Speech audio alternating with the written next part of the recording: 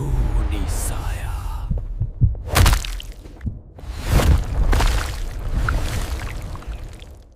रेगिस्तान की गहरी खामोशी और उसके बीच खड़ा एक विशाल अंधकार से घिरा पिरामिड।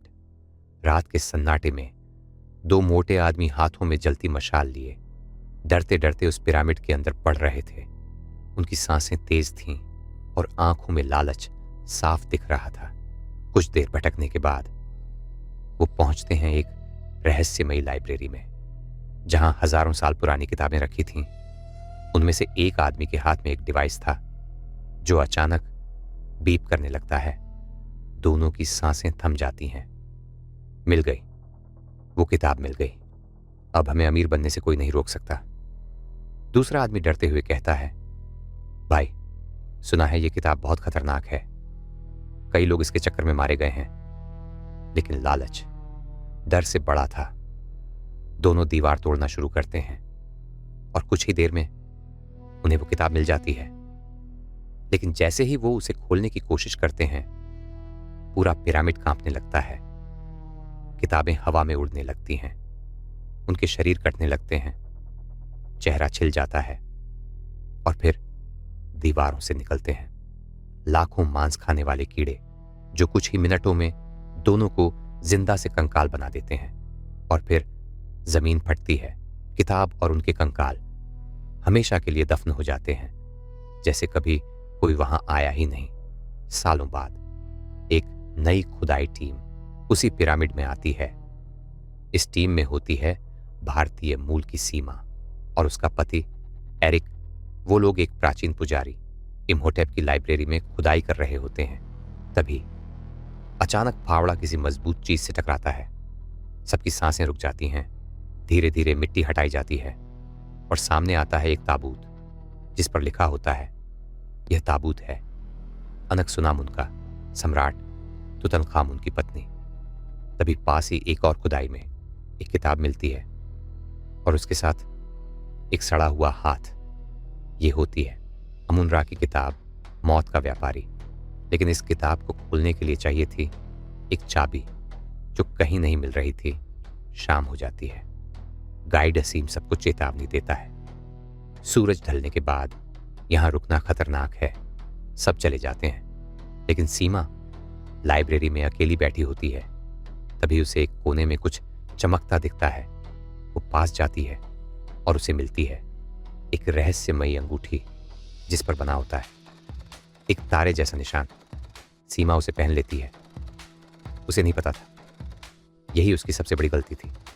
रात में एरिक आता है और जैसे ही वो अंगूठी देखता है, उसकी आंखें चौड़ी हो जाती हैं।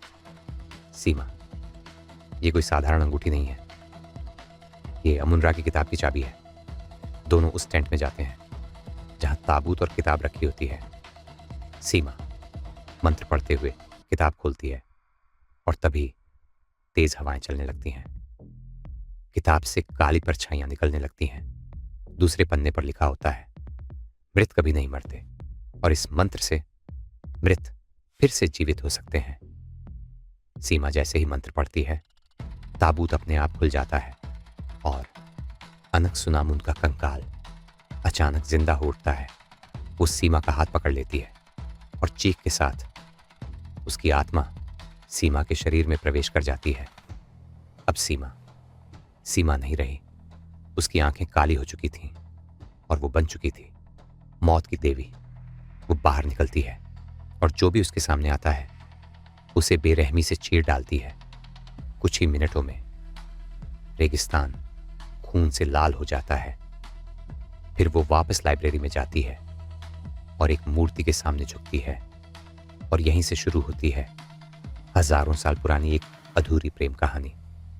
प्राचीन मिस्र, जहां अनकसुनामुन की शादी जबरदस्ती बूढ़े राजा तुतनखामुन से कर दी गई थी, लेकिन उसका दिल किसी और के लिए धड़कता था। इम्होटेप, एक जादूगर, और लाइब्रेरी का रखवाला, दोनों चोरी छुपे मिलते थे।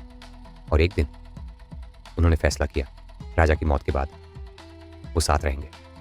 लेकिन राजा ने उन्हें रंगे हाथों पकड़ लिया। गुस्से में अनकसुनामुन ने राजा को मार डाला। लेकिन सैनिकों ने दोनों को पकड़ लिया और सजा दी। जिंदा दफन होने की। इम्होटेप की जीभ काट दी गई और अनक-सुनामुन से उसकी अंगूठी छीन ली गई। मरते वक्त उसने एक श्राप दिया, जिस दिन मैं वापस आऊंगी इस दुनिया से सब कुछ छीन लूंगी। और आज वो श्राप सच हो चुका था। एरिक ये सब चुप कर देख रहा था। वो जानता था ये सब अंगूठी की वजह से हुआ है।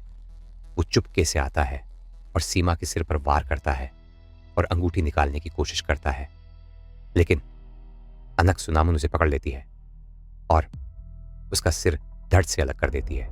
फिर वो इम्होटेप को जिंदा करती है और दोनों फिर से मिल जाते हैं, लेकिन उनका बदला अभी बाकी है।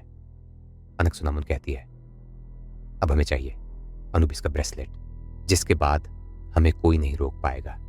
और यहीं खत्म नहीं होती ये कहानी, बल्कि यहीं से शुरू होता है असली विनाश। अगर आप जानना चाहते हैं कि आगे क्या होगा, क्या कोई इन दोनों को रोक पाएगा या पूरी दुनिया उनके कहर में डूब जाएगी, तो वीडियो को लाइक करें, चैनल को सब्सक्राइब करें और कमेंट में ज़रूर बताएं क्या आप ऐसी मम्मी से सामना करना चाहेंगे।